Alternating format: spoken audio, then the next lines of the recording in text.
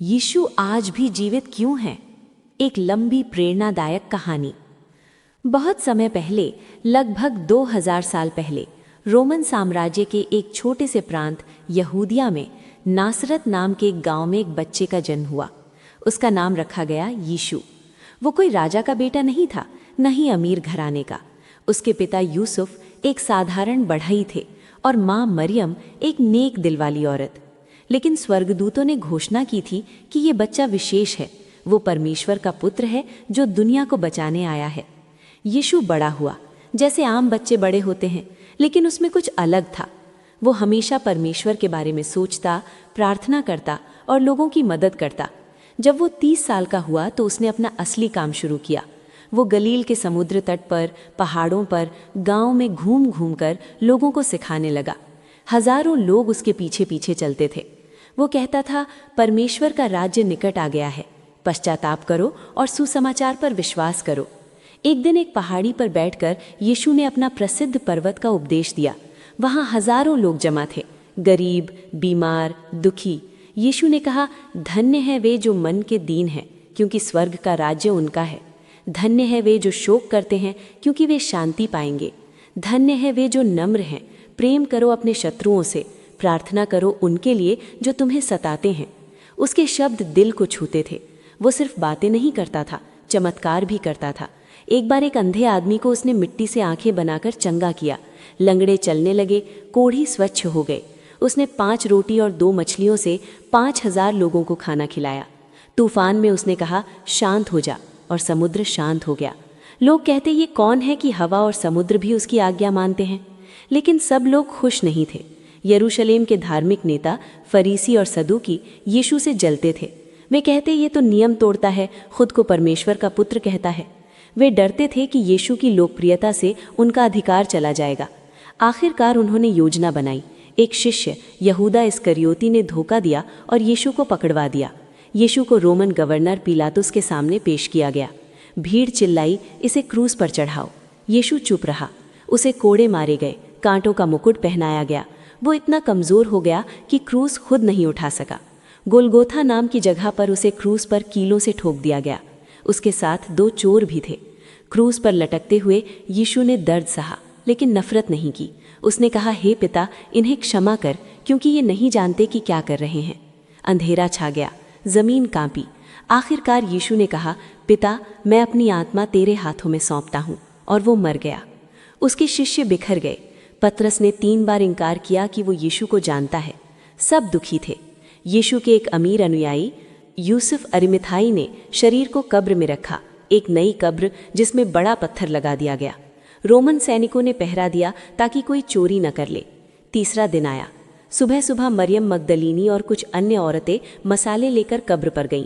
वे सोच रही थीं, पत्थर कौन हटाएगा, लेकिन पहुंचकर देखा पत्थर हटा हुआ था। कब्र खाली थी, सिर्फ कपड़े पड़े थे। अचानक चमकदार स्वर्गदूत दिखे और बोले, डरो मत, तुम यीशु को ढूंढ रही हो जो क्रूस पर चढ़ाया गया था। वो यहाँ नहीं है, वो जी उठा है। जाओ, उसके शिष्यों को बता दो। औरतें दौड़कर शिष्यों को बताने गईं। पहले तो किसी ने विश्वास नहीं किया, लेकिन यीशु खुद प्रकट होने लगा। पहले मरियम मगदलीनी को बगीचे में वो उसे माली समझ रही थी, लेकिन यीशु ने कहा, मरियम, और वो पहचान गई।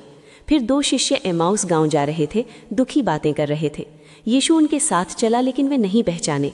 रोटी तोड़ते समय आंखें खुली, ये यीशु है। वो गायब हो गया। एक शाम शिष्य एक कमरे में ताने लगाकर बैठे थे, डरते हुए। अचानक यीशु बीच में खड़ा हो गया और बोला, तुम्हें शांति मिले। वे डर गए, सोचा भूत है। यीशु ने कहा, मुझे छुओ, देखो मेरे हाथ पैर। भूत के पास हड्डी मांस नहीं होता। उसने मछली खाई उनके सामने। थॉमस अनुपस्थित था। उसने कहा, जब तक मैं कीलों के निशान न छू लूं, विश्वास नहीं करूंगा। 8 दिन बाद यीशु फिर आया और थॉमस से कहा, अपनी उंगली यहाँ रख, अपना हाथ मेरे पंजर में डाल, संदेह मत कर, विश्वास कर। थॉमस गिर पड़ा और बोला, मेरा प्रभु और मेरा परमेश्वर। 40 दिनों तक यीशु शिष्यों के साथ रहा। उसने उन्हें सिखाया परमेश्वर के राज्य के बारे में। गलील में समुद्र तट पर यीशु ने पतरस से पूछा, क्या तुम मुझसे प्रेम करते हो? 3 बार, क्योंकि पतरस ने 3 बार इनकार किया था। यीशु ने कहा, मेरी भेड़ों को चराओ। आखिरकार जैतून पहाड़ पर यीशु ने कहा, जाओ, सारी दुनिया में सुसमाचार प्रचार करो। जो विश्वास करे और बपतिस्मा ले, वो उद्धार पाएगा। मैं तुम्हारे साथ हूँ सदैव, जगत के अंत तक। फिर वो बादलों में उठाया गया स्वर्ग में। शिष्य हैरान देखते रह गए। स्वर्गदूत बोले, ये यीशु इसी तरह वापस आएगा। पेंटेकॉस्ट के दिन पवित्र आत्मा आया। शिष्य बोलने लगे अलग अलग भाषाओं में। हजारों लोग विश्वास करने लगे। यीशु की कलीसिया फैलने लगी। सताव होने पर भी पतरस, पौलुस और लाखों ने जान दी, लेकिन संदेश रुका नहीं। और आज 2026 में भी यीशु जीवित हैं, क्योंकि उनका पुनरुत्थान सिर्फ कहानी नहीं, इतिहास है।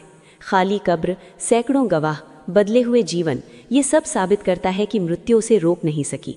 वो परमेश्वर का पुत्र है जिसने हमारे पापों के लिए बलिदान दिया। जो उस पर विश्वास करता है उसके लिए मृत्यु अंत नहीं, नई शुरुआत है। आज भी लाखों करोड़ों लोग यीशु को महसूस करते हैं। कोई प्रार्थना में शांति पाता है, कोई बीमारी से चंगाई, कोई अकेलेपन में साथ।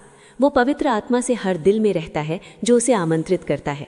दुनिया भर में अनेकों चर्च हैं, लोग उसका नाम लेकर गाते, प्रार्थना करते हैं। इसलिए यीशु आज भी जीवित हैं, क्योंकि प्रेम कभी मरता नहीं और परमेश्वर की शक्ति अनंत है। वो वापस आएगा जैसा वादा किया। अगर तुम्हें उसकी ज़रूरत है, बस दिल से पुकारो, प्रभु यीशु मेरे जीवन में आओ। वो सुन रहा है और जवाब देगा। ये कहानी बाइबल के आधार पर विस्तार से लिखी गई है, ताकि पढ़ने में समय लगे और दिल को छुए। अगर ये कहानी आपके दिल को छू गई हो तो लाइक करें, ताकि और लोग भी ये सच्चाई जान सकें। बेल आइकन को दबाएं और सब्सक्राइब करें यीशु मसीह कहानी चैनल को, ऐसे ही प्रेरणादायक मंदेशों के लिए। शेयर करें किसी टूटे हुए दिल तक पहुंचाने के लिए। कमेंट में लिखें, यीशु जीवित हैं।